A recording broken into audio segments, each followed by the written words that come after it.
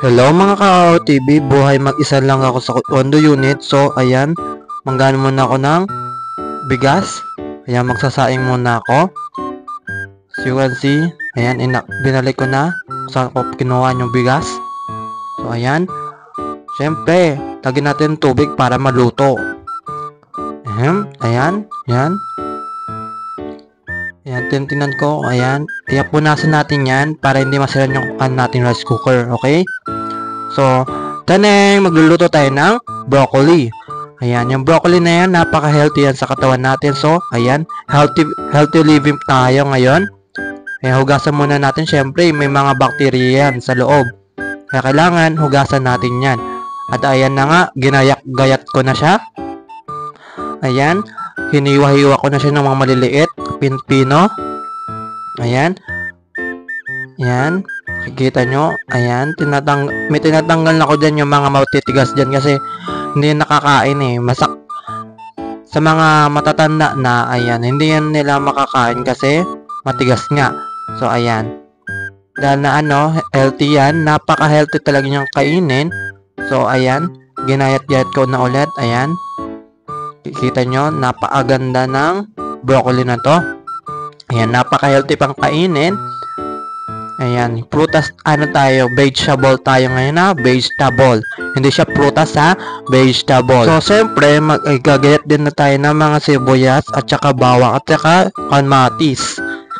Ayan, tsaka natin yung carrots din natin. Ayan natin yung mantika. Ayan, lagay na natin yung mantika. Ayan, lagyan na din natin yung regado. Okay. Ayan, lagyan na natin yung karne.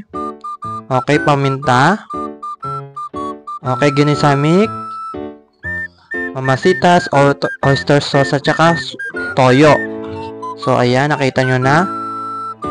Wait lang natin, ayan. Pakuluin muna natin yan. Siyempre, lagyan na natin yung carrots. Siyempre, ito, yung mahirap na lutuin. Kaya ilagay muna natin yung carrots na yan.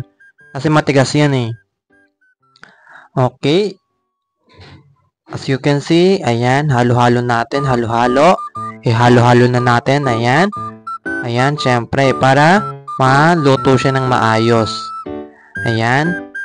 Mix-mix lang natin, ayan. Halo-halo, halo-halo natin lang. Halo-halo lang natin yan. Okay. Ayan, as you can see, ayan, ilalagay na natin dito yung broccoli. Okay. Wait lang guys. Ayan, tingnan natin muna, haluin ulit natin muna bago natin ilagay yung broccoli. Ayan na nga, nilagay ko na yung broccoli dyan. Okay, lagyan natin ng tubig. Ayan. Okay.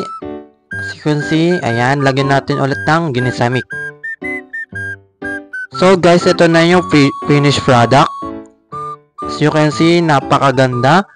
Ayan, ang sarap niyang kainin. Okay. Sarap. Natatakam na ako. Nagugutom na ako sa broccoli. Okay, napaka-healthy. Ayan. Kayo din, luto na din kayo neto. Napaka-healthy. Napakaganda. Okay. Ayan.